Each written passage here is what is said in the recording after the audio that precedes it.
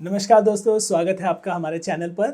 आज हम बात करने वाले हैं कि आप एक इंजीनियर कैसे बन सकते हो। सॉफ्टवेयर का फील्ड जो है वो बहुत ज़्यादा बूम हो रहा है इंडिया में। कंज्यूमर मार्केट जो है उसमें तो धूम मची है। फ्लिपकार्ट हो, अमेज़ॉन हो, स्विगी हो, जोमेटो हो, सब जो है बहुत ही तेज़ी से एक्सपैंड कर रहे हैं, इंजीनियर्स हायर कर रहे हैं। फ़ॉरेन की कंपनीज़ जो है वो रिमोटली इंडिया में आके इंजीनियर्स हायर कर रही है।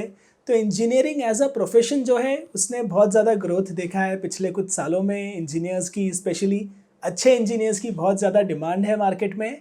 तो आप एक इंजीनियर कैसे बन सकते हैं, आप अपने आप को ट्रेन कैसे कर सकते हैं एक सॉफ्टवेयर इंजीनियर बनने के लिए, इस बारे में आज हम बात करने वाले हैं एक एक्सपर्ट सॉफ्टवेयर इंजीनियर से, Tirthesh Ganatra. So Tirthesh Ganatra, welcome to our channel. Thank you for joining us today. धन्यवाद। So Tirthesh, let's cut straight to the chase कि अगर कोई इंजीनियर बनना चाहता है, अगर कोई इंजीनियरिंग में करियर बनाना चाहता है, तो वो आखिर इंजीनियर बने तो बने कैसे? सो ये जो आपका क्वेश्चन है ये बहुत ही बड़ा वाला क्वेश्चन है। But right. सो एक इंजीनियर बनने के लिए मुझे ऐसा लगता है कि आपको एनालिटिकल स्किल और लॉजिकल रीजनिंग की बहुत ज़्यादा ज़रूरत होती है। ये जो एप्टीट्यूड स्किल्स है आपके, ये बहुत ही मायने रखता है। जो बेसिक मैथ्स है आपका, वो एक आपको काफ़ी हेल्प करता है एक अच्छा इंजीनियर बनने के लिए। चाहे वो सॉफ्टवेयर इंजीनियर हो या वो सिविल या मैकेनिकल इंजीनियर भी हो। अगर मैं सिर्फ सॉफ्टवेयर इंजीनियर की आपको अगर बात करूं, तो उसके अंदर आपको जो सिनेरियोज है, काफ़ी विपरीत सिनेरियोज भी सोचने पड़ते हैं एक अच्छा सॉफ्टवेयर बनाने के लिए। और वो जो है वो विपरीत सिनेरियोज, जो वो एरर सिनेरियोज होते हैं या एज केसेस जो हम बोलते हैं, वो सब बनाने के लिए, वो कोड करने के लिए आपको ये लॉजिकल रीजनिंग जो है, ये आपका एनालिटिकल थिंकिंग जो है, वो बहुत काम आता है। राइट। सो एनालिटिकल थिंकिंग, लॉजिकल रीजनिंग, ये ज़रूरी है। मैं उसमें एक चीज़ ऐड करूँगा, क्रिटिकल थिंकिंग। मैं मानता हूँ कि जो मस्ट हैव स्किल्स है लाइफ में सक्सेस के लिए, उसमें क्रिटिकल थिंकिंग नेसेसरी है। मैंने एक वीडियो बनाया था मस्ट हैव स्किल्स के बारे में, मैं उसे ऊपर लिंक कर दूंगा और नीचे डिस्क्रिप्शन में भी। सो तीर्थेश, अगर कोई इंजीनियर बन रहा है तो एजुकेशन में क्या ऑप्शंस है, वो कॉलेज को कैसे सेलेक्ट करे, कॉलेज में किस प्रकार के कोर्सेज होते हैं सॉफ्टवेयर इंजीनियर बनने के लिए, क्या इन कोर्सेज को करके वो सॉफ्टवेयर इंजीनियर बन जाएंगे, क्या उन्हें जॉब मिल जाएगी? आपने मेरे को दो क्वेश्चन पूछे हैं, मैं दोनों का आपको बारी बारी से आंसर देता हूँ। कि एक इंजीनियरिंग कॉलेज कैसे चूज किया जाए। तो सबसे पहले जो इंजीनियरिंग कॉलेज आप चूज करते हो, उसमें आपको ध्यान रखना है कि जो पढ़ाने वाली फैकल्टी कौन है, वो कैसी है, उसका जो बैकग्राउंड में जो या प्रीवियस बैचेस जो थी उसके अंदर कौन निकल चुका है पहले, या उन्होंने कितना मेहनत किया हुआ है, या वो आज कितना आगे है। ठीक है। आजकल क्या हो गया है कि बहुत सारे इंजीनियरिंग कॉलेजेस हैं। आई मीन जहाँ से मैं पढ़ा हूँ उसके ही, मेरे होम टाउन के इर्द गिर्द ही 40-50 इंजीनियरिंग कॉलेज है। अब हर इंजीनियरिंग कॉलेज में इस बेहतर तरीके से नहीं पढ़ाया जाता है या फोकस नहीं किया जाता है प्रैक्टिकल चीज़ों के ऊपर। तो आप ऐसा कोई कॉलेज चूज़ कीजिए जहाँ पे प्रैक्टिकल नॉलेज के ऊपर ज़्यादा तवज्जो दिया जाता हो। अब मैं समझ सकता हूँ कि हर कोई वो इंजीनियरिंग कॉलेज के अंदर नहीं जा सकता है। ठीक है। तो आपको अगर कोई इंजीनियरिंग का कोर्स मिलता है, स्पेशली जो कि है कंप्यूटर साइंस, कंप्यूटर इंजीनियरिंग या कंप्यूटर टेक्नोलॉजीज, ये तीन तरीके से कंप्यूटर वाला फील्ड है, या फिर इंफॉर्मेशन टेक्नोलॉजी, आईटी जिसको बोलते हैं। ठीक है। तो ये जो या ये दो प्रकार के कोर्सेज है, कंप्यूटर इंजीनियरिंग या इंफॉर्मेशन टेक्नोलॉजी, ये सबसे ज़्यादा सॉफ्टवेयर इंडस्ट्री के साथ या सॉफ्टवेयर डेवलपमेंट के साथ जुड़े हुए हैं। इसके अलावा इंफॉर्मेशन एंड कम्युनिकेशंस भी है, इलेक्ट्रॉनिक्स एंड कम्युनिकेशन, इस तरीके से भी कोर्सेज होते हैं। वो उनमें भी कुछ कुछ चीज़ें पढ़ाई जाती है। बट जैसे कि मैंने आपको बताया कि कंप्यूटर इंजीनियरिंग और आईटी इंफॉर्मेशन टेक्नोलॉजी, ये दो जो कोर्सेज है, वो आपको अगर सॉफ्टवेयर डेवलपमेंट में ही जाना है, टीसीएस, इन्फोसिस जैसे आपके एम है, तो आप वो वाले कोर्सेज चूज कीजिए, ना कि आईसी या फिर ईसी वाले कोर्सेज। ग्रेट। और जो क्वेश्चन का सेकंड पार्ट था, क्या आपने अगर कोर्स से ग्रेजुएट कर लिया या इन कॉलेजेस से ग्रेजुएट कर लिया तो क्या वो बाय इटसेल्फ इनफ है आपको जॉब दिलाने के लिए कि आप इंजीनियर बन जाएंगे ये कोर्स को पास करके? राइट।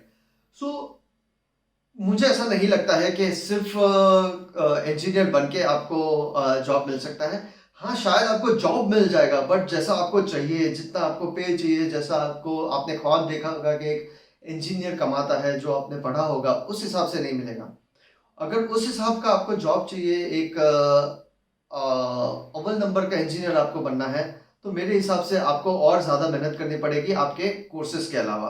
आपको जो है practical knowledge, practical problem solve करके, कुछ आपके जो खुद के प्रॉब्लम्स हैं उसके बारे में ऐप्स बना के, उसके बारे में वेबसाइट बना के, उसको होस्ट करके, ये सारी तमाम चीज़ें, इनमें से कुछ स्किल्स सीख के ही आप एक जो है अच्छे इंजीनियर बन पाओगे। इसका एक और फायदा है अंकुर, कि आप जब ये सारी चीज़ें करते हो, आप खुद का ऐप बनाते हो, ब्लॉग लिखते हो, या ये सारी चीज़ें होस्ट करते हो, तो आप इसके अंदर एक वेबसाइट चलाने के लिए या ऐप चलाने के लिए कुछ अहम चीज़ें सीखते हो। ये जो चीज़ें आप सीखते हो, ये आपको इंटरव्यू में बहुत काम आती है। तो जिसकी वजह से आप ये जो आपकी जो मनचाही नौकरी है, वो आप ज़रूर से क्रैक कर पाओगे। तो अगर मैं अपने आप को ट्रेन करना चाहता हूँ एज ए इंजीनियर, अगर मैं खुद से सीखना चाहता हूँ, तो क्या रिसोर्सेज मुझे ऑनलाइन अवेलेबल है? क्या रिसोर्सेज को मैं रेफ़र कर सकता हूँ? किस डायरेक्शन में मैं अपनी ट्रेनिंग चालू करूँ और किस हद तक मैं जाऊँ अपनी ट्रेनिंग में जॉब अप्लाई करने से पहले? सो उसके बारे में अगर आप कुछ प्रैक्टिकल गाइड दे सके तो। राइट।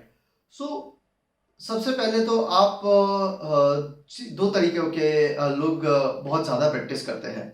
सो एक होता है कि जहाँ पे आपके पास हैकर चैलेंजेस काफ़ी सारे होते हैं, तो बहुत सारी वेबसाइट्स हैं जहाँ पे प्रॉब्लम स्टेटमेंट्स लिखे होते हैं, उसको आपको एफिशिएंटली सॉल्व करना होता है।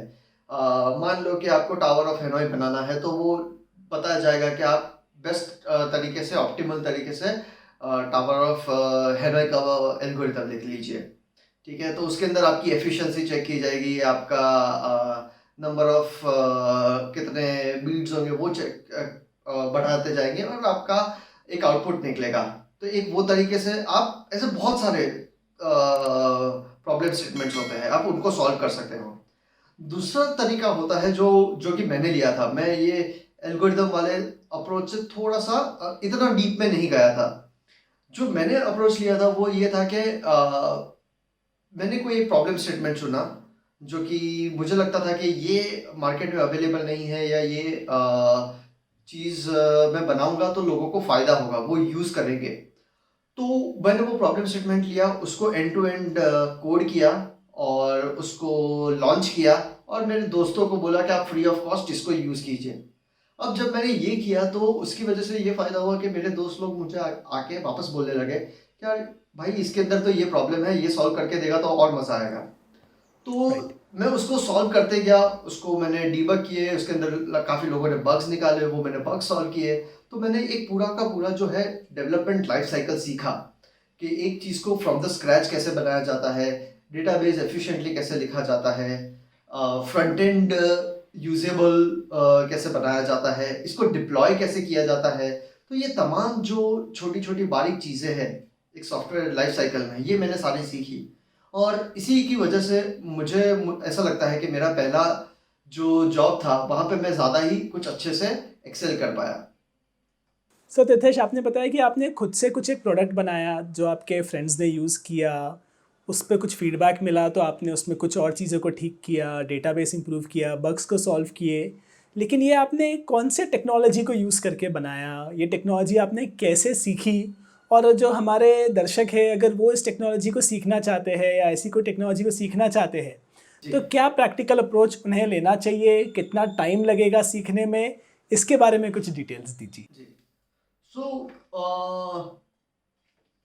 मैंने जो चूज़ किया था, तभी जावा में बहुत इंटरेस्ट था, क्योंकि जब हमारा थर्ड सेमेस्टर होता है, यूजुअली फोर्थ सेमेस्टर आईटी में और थर्ड सेमेस्टर कंप्यूटर इंजीनियरिंग में, या आजकल तो सब एक जैसा ही हो गया है, तो कभी तो आपको एक प्रोग्रामिंग लैंग्वेज चूज़ करने को कहा जाता है, कि काफ़ी लोग जाते हैं डॉट नेट की तरफ, काफ़ी लोग जाते हैं जावा की तरफ।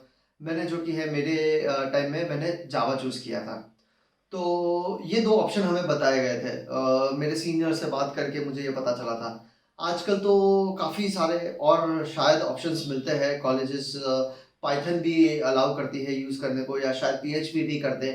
तो मार्केट में बहुत सारे अवेलेबल है। मैं ये समझता हूँ कि अगर आप कोई एक अच्छे ऑब्जेक्ट ओरिएंटेड प्रोग्रामिंग लैंग्वेज लेंगे, जो कि है डॉट नेट या जावा, उनमें से कोई एक को चूज़ करके आगे बढ़ेंगे तो अच्छा रहेगा आपके लिए। जो पाथ है, जर्नी है, वो एक अच्छी रहेगी। जावा में मैंने इसलिए प्रेफर किया क्योंकि वो ओपन सोर्स था, और मुझे लगता था कि उसके जो रिसोर्सेस है वो अवेलेबल होंगे ऑनलाइन। तो जब मैंने 2011 में शुरू किया अंकुर, तो स्टैक ओवरफ्लो शायद तभी इतना, या तो मुझे पता नहीं था, या इतना पॉपुलर नहीं हुआ था। और मेरा जो प्रॉब्लम स्टेटमेंट था वो कुछ उसी के रिगार्डिंग था।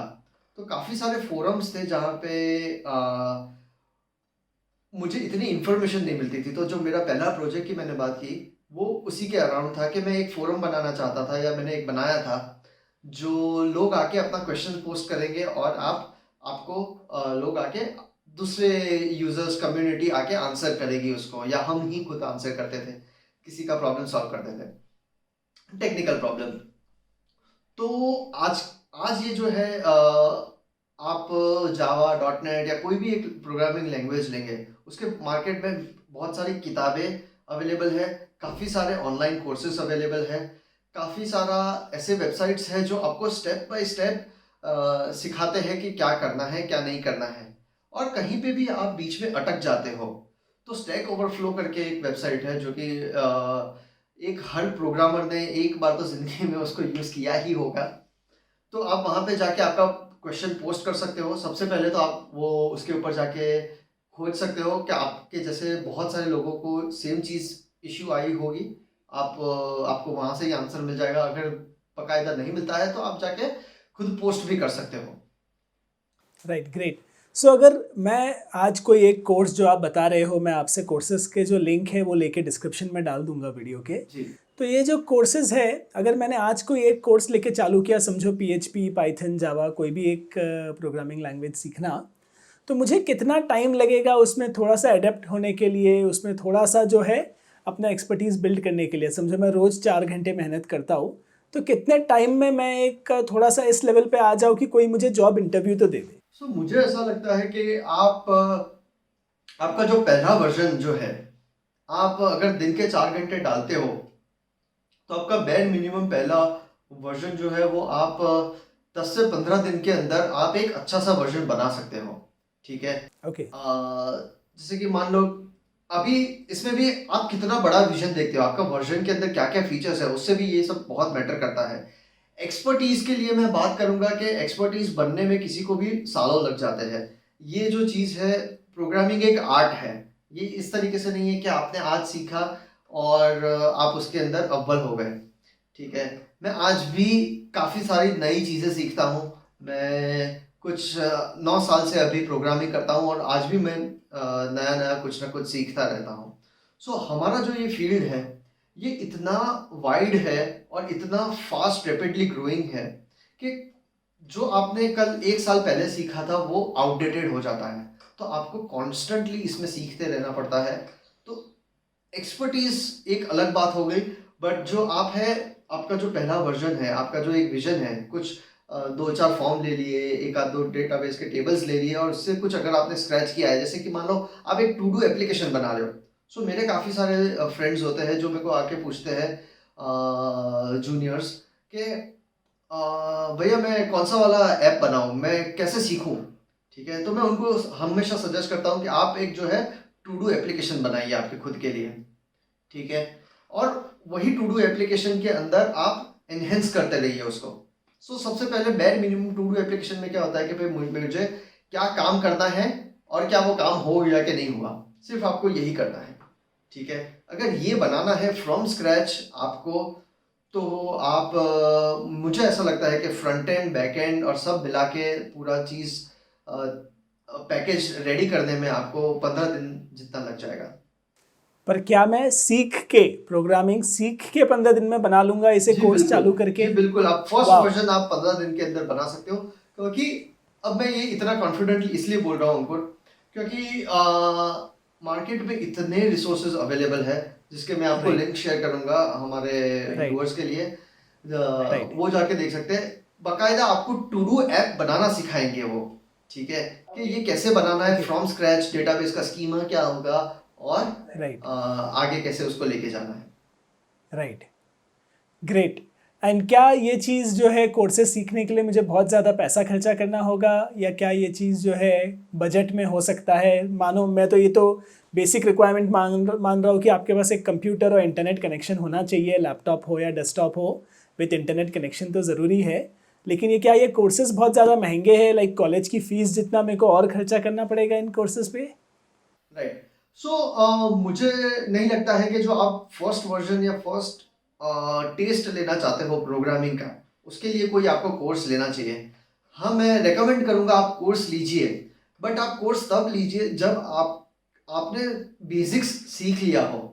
अब ये मैं इसलिए बोल रहा हूँ क्योंकि जब आपको थोड़े बहुत बेसिक्स पता है, थोड़े बहुत चीज़ें पता है, तो आप समझ सकते हो कि जो सामने वाला कोर्स में जो इंस्ट्रक्टर है वो क्या बोलना चाहता है, वो क्या कहना चाहता है, जो टर्मिनोलॉजी है वो आपने थोड़ी सी ऑटोमेटिकली सीख ली है, और आप ऑलरेडी कंफर्टेबल हो चुके हो।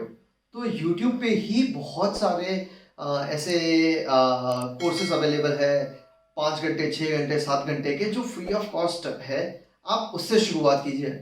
आप खुद ओके को एक काबिल लिसनर और समझदार प्रैक्टिशनर कह सकते हैं, प्रैक्टिशनर बनाइए, प्रैक्टिशनर लिसनर एंड बनाइए। Yes, practitioner. परफेक्ट, प्रैक्टिशनर बनाइए कि आप समझ पाते हो कि जो सामने वाला बोल रहा है। क्योंकि मैं समझ रहा हूँ कि ये अभी आप शुरुआत कर रहे हो, आप ऑलरेडी एक्सपर्ट नहीं हो, आपको प्रोग्रामिंग के बारे में अभी ज्ञान नहीं है, जो टर्मिनोलॉजी राइट यूज होती है, जिस तरीके से काम होता है। Right. So great. So Tirthesh, I think ये एक हेल्पफुल बिगनिंग है। मैं आपसे एक कमिटमेंट लेना चाहता हूँ कि जो भी व्यूअर्स हमारे इस वीडियो को देख के प्रोग्रामिंग सीखना चालू करेंगे, जी वो अगर उनके कोई सवाल हो अगले कुछ दिनों में, तो आप कमेंट सेक्शन में आके उनका जवाब देने की कोशिश करेंगे। मैं जानता हूँ कि आपके पास बहुत ज़्यादा समय नहीं होगा, लेकिन कभी आप अगर टाइम लेके 5-10 मिनट टाइम लेके हफ्ते में अगर जो व्यूअर्स सवाल पूछ रहे हैं उनका जवाब दे सके, तो वील बी वेरी ग्रेटफुल। क्योंकि आपने शुरुआत कैसे करना है ये तो बता दिया है, लेकिन जब वो इस राह पे निकल पड़ेंगे तो स्टैक ओवरफ्लो उनका एक साथी है, लेकिन मैं चाहता हूँ कि हमारा ये जो चैनल है वो भी उनका एक साथी हो।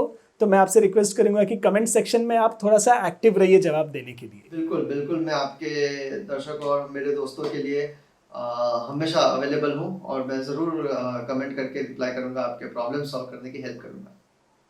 Great. So thank you so much Tirthesh. आशा करते हैं कि इस वीडियो से आपको कुछ नॉलेज, कुछ आपको इंस्पिरेशन मिला हो अपनी प्रोग्रामिंग सॉफ्टवेयर इंजीनियरिंग करियर को चालू करने के लिए। आपके कोई सवाल हो कमेंट्स में ज़रूर पूछिए, और अगर आपने चैनल को अभी तक सब्सक्राइब नहीं किया है तो आपको किस बात की देर है, जल्दी से सब्सक्राइब कर दीजिए।